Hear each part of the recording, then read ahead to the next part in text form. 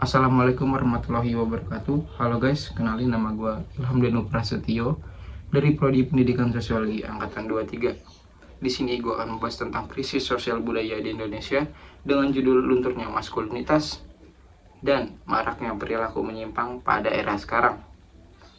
Kita let's go. Menurut Wikipedia, maskulinitas didefinisikan sebagai kualitas dan atribut yang dianggap sebagai karakteristik laki-laki. Ketika kita berbicara tentang maskulinitas, kita berbicara juga tentang gender seseorang.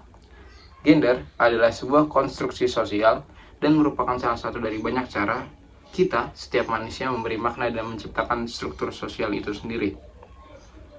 Gender seseorang didasarkan pada bagaimana masyarakat memandangnya sebagai makhluk yang memiliki gender. Gender sebagian didasarkan pada karakteristik biologis seperti alat kelamin, rambut, wajah, dan lain-lain. Namun, sebagian besar didasarkan pada gagasan masyarakat tentang bagaimana seharusnya seseorang dengan gender tertentu. Gender diwujudkan dalam suatu spektrum-spektrum yang bersinggungan dengan jenis kelamin seseorang, seperti fisiologis dan biologis.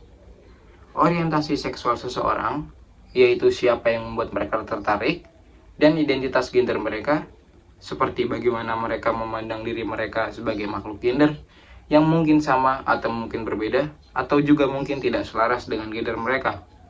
Persimpangan ini terkadang digunakan secara bergantian, namun keduanya berbeda-beda dan masing-masing dari kita merupakan perpaduan unik dari identitas-identitas ini. Oke, selanjutnya. Menurut University of Richmond, maskulinitas disebut juga sebagai kejantanan. Sejumlah atribut perilaku dan peran yang terkait dengan laki-laki dan pria dewasa. Maskulinitas itu sendiri, menurut University of Richmond, didefinisikan secara sosial, diciptakan secara biologis. Tentunya, sifat maskulin berbeda dengan jenis kelamin. Baik laki-laki maupun perempuan dapat juga bersifat maskulin. Ciri-ciri melekat pada istilah maskulin adalah keberanian, kemandirian, dan ketegasan. Ciri-ciri ini juga bervariasi dan dapat dipengaruhi oleh faktor sosial dan budaya.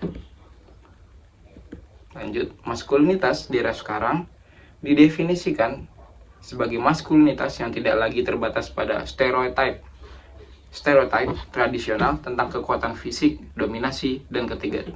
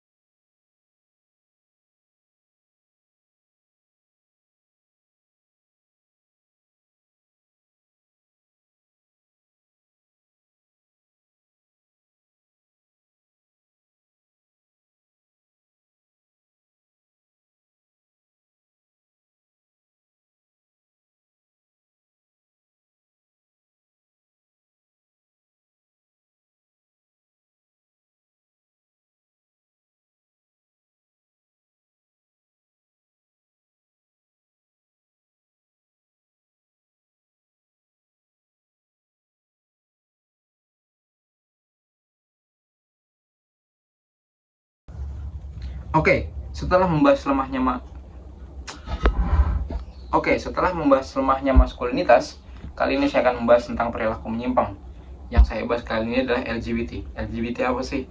LGBT adalah singkatan dari lesbian, gay, biseksual, dan transgender. Ini adalah istilah yang digunakan untuk merujuk pada kelompok individu yang memiliki orientasi seksual atau identitas gender yang berbeda dari mayoritas kita, heteroseksual dan cisgender. Lesbian merujuk kepada perempuan yang merasa tertarik secara romantis atau seksual kepada perempuan lain. Sedangkan gay merujuk kepada laki-laki yang merasa tertarik secara romantis atau seksual kepada laki-laki lain. Sedangkan biseksual merujuk kepada individu yang merasa tertarik secara romantis dan seksual kepada laki-laki dan perempuan, jadi kepada keduanya. Sementara transgender merujuk kepada individu yang identitas gender mereka tidak sesuai dengan jenis kelamin yang mereka lahirkan. Jadi misalkan dia laki-laki tapi dia merasa dirinya perempuan sehingga dia berdandan seperti perempuan, sedangkan perempuan berdandan seperti laki-laki juga, seperti itu. Atau mungkin bahkan sampai mengoperasi kelaminnya. Di negara barat beranggapan bahwa LGBT adalah bagian penting dari keragaman manusia dan hak asasi manusia. Namun di banyak bagian dunia, menurut mereka para LGBT ini menghadapi diskriminasi, stigma, dan kekerasan karena identitas atau orientasi seksual mereka. Banyak negara telah memperjuangkan hak-hak LGBT di negara barat sana, termasuk hak untuk pernikahan sejenis, perlindungan dari diskriminasi, dan akses ke layanan kesehatan yang sesuai. Meskipun kemajuan telah terjadi, masih banyak pekerjaan yang harus dilakukan untuk memastikan bahwa semua orang, termasuk anggota LGBT, dapat hidup dengan martabat dan kesetaraan.